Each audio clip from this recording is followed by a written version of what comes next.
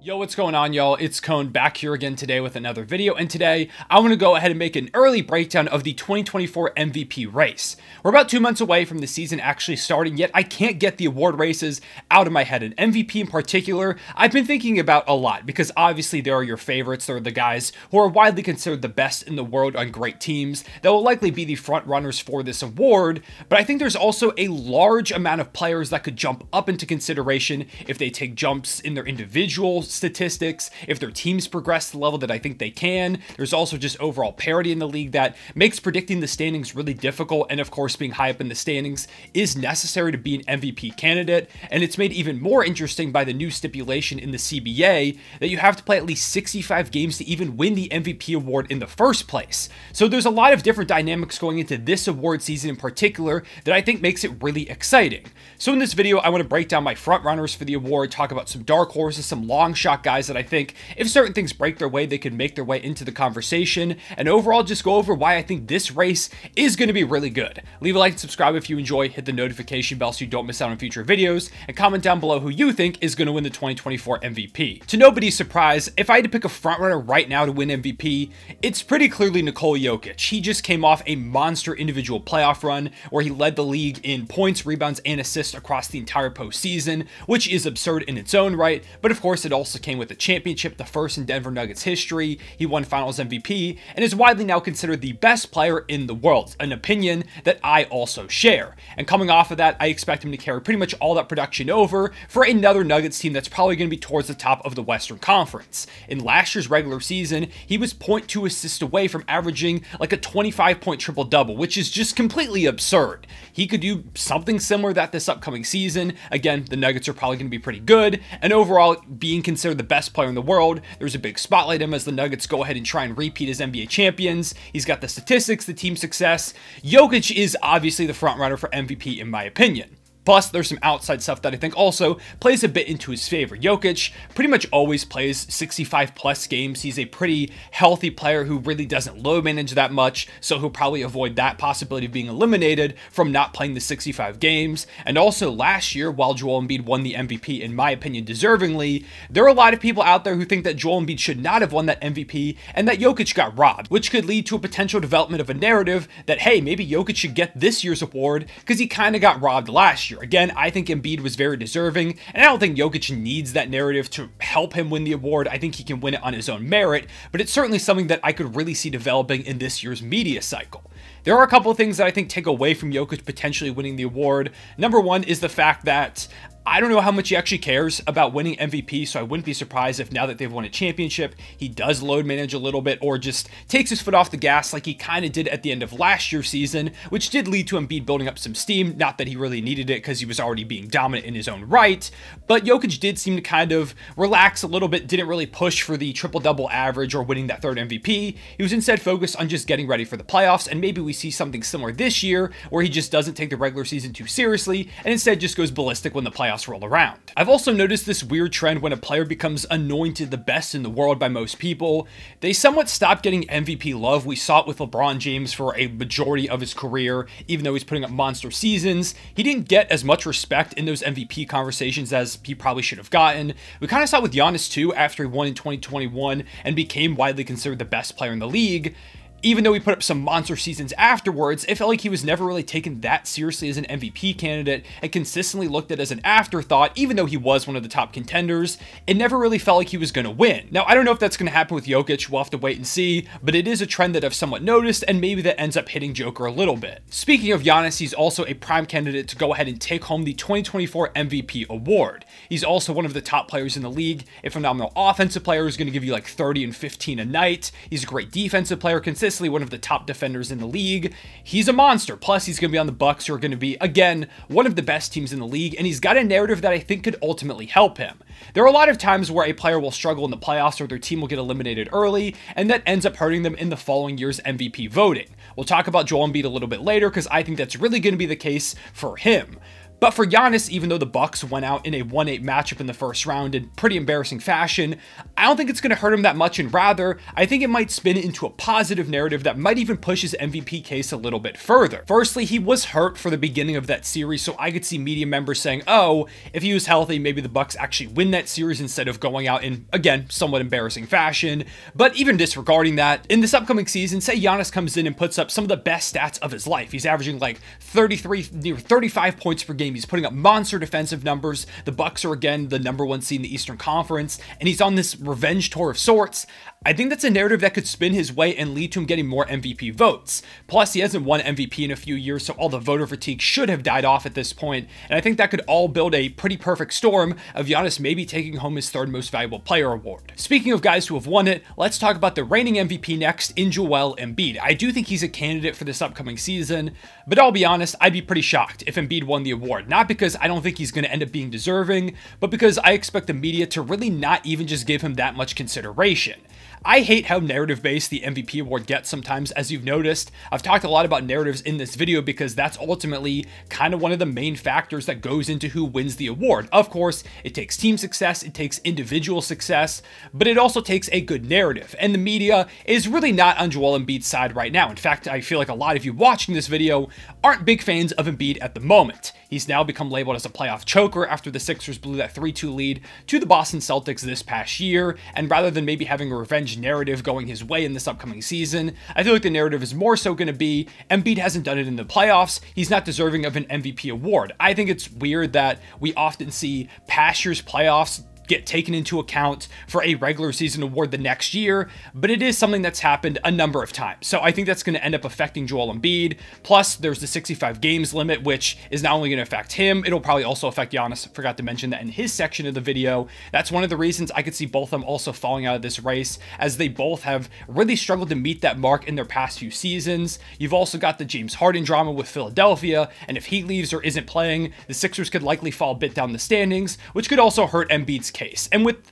all of this going on, I'd be pretty shocked if he ends up winning it. I think he's still going to be one of the best in the world and put up monster stats both offensively and defensively, but I just don't think he'll get the consideration that he'll probably end up deserving. Jokic, Embiid, and Giannis have finished top 3 in the past 3 MVP races, I believe. I wouldn't be surprised if that's the case again this upcoming season, because they're all monsters individually, are going to be on good teams. It's just a matter of if they play the 65 games or not, which is a concern for a couple of those guys. So those are probably the biggest front runners, but there are a couple more players that I would consider in this front runner tier that I think we need to go ahead and talk about before we get into some of the dark horses and eventually long shots. First, we have Luka Doncic. He's been a popular preseason MVP pick. Really, it feels like ever since his second-year breakout, where he has made All-NBA first team ever since that season. The only year that he didn't make it was his rookie year, so he's gotten close to MVP. Really, the only reason he hasn't actually gotten there is because of the lack of team success. Luka is widely considered a top 5-6 player in the entire association, and I think that's going to continue to be the case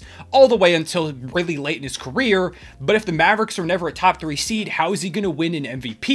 This year maybe is the time. He's got Kyrie Irving next to him in the backcourt, the best player that he's probably played with in his entire career so far. They did a good job of filling out the supporting cast with some better defensive players, like Grant Williams coming into the fold. They brought in Derek Lively and Rashawn Holmes at the big man position, which I still think is a little bit shaky, but it's definitely better than it was. You've got maybe a breakout year from Josh Green, who's a defensive-minded guy as well. I like the additions of Seth Curry, Derrick Jones Jr. coming to the fold too. Jaden Hardy maybe could have a breakout year. I think this Mavs team could end up being pretty good. And if that's the case, Luka puts up his usual monstrous individual stats, he's going to be one of the top contenders, especially because it feels like the NBA world has just been waiting to give Luka this honor. He's been so good on his own. He feels like he probably should have won an MVP or finished in the top ranks of guys at some point. The Mavericks just haven't put enough talent around, and maybe this is the year where they actually have. The Mavericks are towards the top of the standings. Luka's doing his usual Luka stuff, and he actually wins the award. In terms of the 65 games played thing, he actually almost always finishes right around that mark, whether it's 66, 65, 61.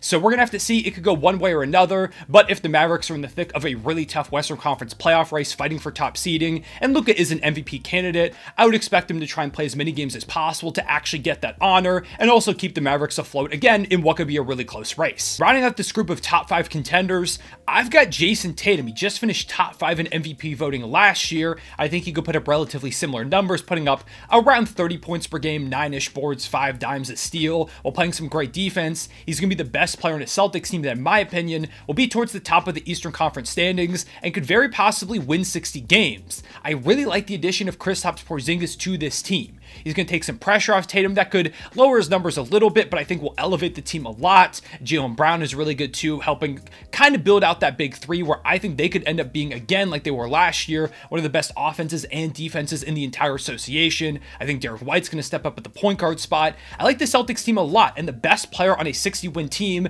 is a great candidate to win MVP, especially when he plays both sides of the ball like Jayson Tatum does. He has to stay consistent. Last year, we saw him be one of the top contenders for the first month and a half, 2 months of the season, but his consistency dropped off, which ultimately kicked him out of the race in favor of those other 3 guys that we talked about earlier. But I think if Tatum remains consistent this upcoming season, he'll almost guarantee play 65 games. He's done it pretty much every year of his career.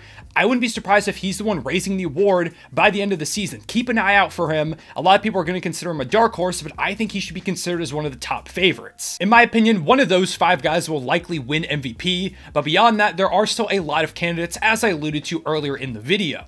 Let's talk about some of the dark horses now. First up, we've got the duo from the Phoenix Suns, Kevin Durant and Devin Booker. I think it's going to be hard for either of them to win this award because they're both MVP caliber players, but play for the same team. Plus, with the addition of Bradley Beal, having that big 4 of them two, Bradley Beal and DeAndre Ayton, the numbers are probably going to be down across the board for each one of them, which will probably lead to more team success. I think the Suns team could be really good if things work out and all the role players end up performing the way that they can. But I just don't know if the individual numbers will be there for those guys. And we've seen in past years, when you have 2 players who seem like MVP candidates, they take votes away from each other. The media says, oh, you have this other MVP level guy in your team, so you really shouldn't be considered for the MVP. I just don't see either of them getting strong consideration because of those factors. Even if the Suns are really good and they're both some of the best players in the world, I think it's just hard to actually see one of them taking the award away from the other one. Next, let's talk Steph Curry. Steph could certainly win the award. He's one of the best in the world, one of the faces of the league, and I do think the Warriors could be pretty good. While he, of course, is going to have monstrous individual production, I just don't know if it's all going to be quite where it needs to be. Him individually, again, he's great, but he hasn't played 65 games since 2019. He usually rests a little bit because the Warriors don't care that much about the regular season, which will also probably take away from their overall win total. They don't gun for 1 and 2 seeds like some other teams do. Plus, he's just been dealing with injuries, which, again, he's got to play 65 if he wants to actually be able to win the award. And if he gets hurt, that also takes away some wins from the Warriors. Their new addition, Chris Paul, is injury prone. Some other guys on the roster are too. I don't know if they fully fixed their issues from last year with the inconsistent defense and the inability to win on the road. It's kind of a wait and see thing until we actually get into the season on those fronts. So yeah, I just don't know if they're actually going to gun for one of the top seeds, if they're going to be good enough to get one of them, if Steph's going to be on the court. There's just way too many question marks for me to firmly put him in that top contender tier like some of the other guys. 2 other players I think are plenty good enough to win MVP, but because of outside factors probably won't, are LeBron James and Anthony Davis. The Lakers, in my opinion, are one of the best teams in the entire Western Conference. They really turned things around after those trade deadline moves last year, and I really like their offseason. They're going to be really good, in my opinion. But with both these guys, again, like I talked about with Kevin Durant and Devin Booker, having 2 MVP caliber players on the same team will probably take a bit of shine away from the other one. Plus, they're both incredibly injury prone, so I don't think either of them will play 65 games. They'll load manage here and there. The Lakers are another team that I think is just focusing on getting to the playoffs and performing when they get there. Last season, they were a play-in team and made it all the way to the Western Conference Finals.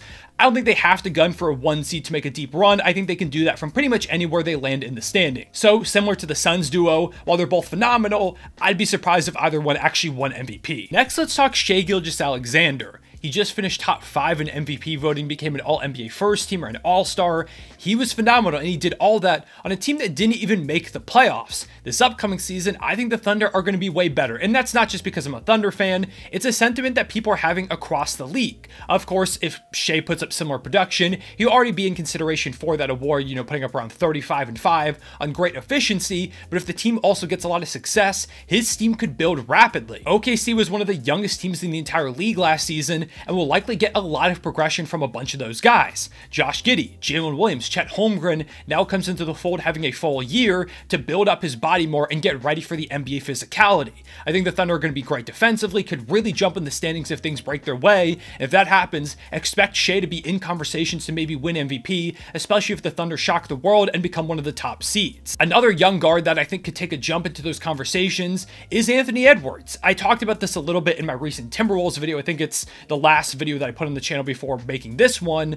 But the Timberwolves, I think, have a chance to jump in the Western Conference. They were around a 500 team without Cat for a majority of the year. I expect a big jump from Anthony Edwards, some progression from Jaden McDaniels. I could see the Wolves being one of the top seeds in the West if things break their way. And I think at this point, it's pretty clear that Anthony Edwards is primed for that big-time jump this upcoming season. He's been great in FIBA. He was phenomenal in the playoffs last year against the Denver Nuggets. He's a big-time player, and it feels like he's going to be one of the best young guys in this next generation. Maybe this upcoming season, Ant is ready to take that leap similar to what Shai did last year, becomes around a 30-point per game score as the Timberwolves burst into the top upper echelon of the Western Conference. I could see him getting a lot of MVP hype. One more young guard I want to bring up in this conversation is Donovan Mitchell. He finished 6th in MVP voting last year, was on the All-NBA second team, was all around amazing, and the Cavs were one of the best teams in the Eastern Conference. They're also pretty young. Garland, Mitchell, Mobley, Allen are all young, near All-Star or All-Star caliber players. They could each take a bit of a jump. They added some depth to this roster. I wouldn't be surprised if the Cavs finish as a 1, 2, or 3 seed in the Eastern Conference, and if Mitchell is leading them there, I think he could get some MVP buzz, especially if they snag one of those top 2 seeds. One player that I truly believe could win an MVP someday if he could just stay on the court is Zion Williamson. I made a full video last year before the season calling him a dark horse MVP candidate and detailing why he and the Pelicans could be one of the best teams in the West and he could take home the honors. And for a beginning portion of the season, it looked like that could be something that could come to fruition. The Pelicans were the 1 seed on December 30th, tied with the Denver Nuggets, and Zion was playing some amazing basketball, even without Brandon Ingram being in the lineup. But then, of course, he got injured, he missed a majority of the season, and the MVP case just completely fell apart from there as the Pelicans nosedived down the standings. Going into this year, again, I feel like he could be a dark horse for the award. Like, he's good enough. There's just no way he plays enough games to actually qualify. I want to wrap things up with probably my favorite dark horse on this entire list, and that's Damian Lillard. If he gets traded over to the Miami Heat, I'm taking a long, hard look and maybe picking him outright as my guy to win MVP. First of all, I think he's a great fit on this Miami Heat roster. Now, we'll have to see what the trade package actually looks like if they do deal for him, but at the very minimum, they'll have Dame, Jimmy, Bam, and a decent cast of supporting role players, plus the best coach in the business in Eric Spoelstra, and I think that's enough to get the Heat towards the top of the Eastern Conference standings, and I could realistically see them push for a 1 seed. They've got a great guard, a great forward, a great center. They could play some lockdown defense with, of course, Bam at the anchor spot. Dame is really going to elevate their offense. They've been looking for that leading scorer type guy. I think it's a match made in heaven. And if the Heat end up becoming one of the top seeds in the Eastern Conference, there's a new spotlight on them because of the crazy finals run they just made, plus even more so with Dame now being in the first spot that isn't Portland in his entire career, not to mention the fact that he's just coming off the best individual statistical season of his entire career so far. Why couldn't Dame end up winning the MVP? I think it could be a perfect storm for a player that gets traded over to a new destination, taking home MVP in his first year there. I like him a lot as a pick. Of course, we'll have to see if a trade actually goes down and what that package looks like when Miami does make that move. But if it happens, take a look at Dame as potentially the guy to win MVP. So yeah, I think that's pretty much everybody I want to talk about. There are a couple of other names I can mention as somewhat long shots, but if there's someone I didn't mention in this video that you feel like deserves an honorable mention, go ahead and comment them down below. A couple of names I could talk about are like De'Aaron Fox, Sabonis, Jalen Brunson, Trae Young, Jimmy Butler, maybe one of the Clippers guys, Halliburton if the Pacers go really crazy. I don't know, just a couple of really long shot guys I can go ahead and throw out there. But yeah, let me know who you think is going to win 2024 MVP down below. Leave a like and subscribe if you enjoyed. Again, I think it's going to be a really fun race this upcoming season because of young guys that could go ahead and take those leaps, the uncertainty of where teams are going to finish because of this parity, the uncertainty of this new 65 games thing, like who's actually going to qualify to win. I still don't know if I like that rule. I'm a bit hesitant on it at the moment. I guess I'll have to see it in an actual season before I make a decision. But for now, appreciate y'all watching as always. I'll probably do some more videos breaking down award races as the offseason goes on. So let me know which awards you want to see me talk about down below. But for now, again, appreciate y'all watching. I'll see y'all later. Everyone say it back.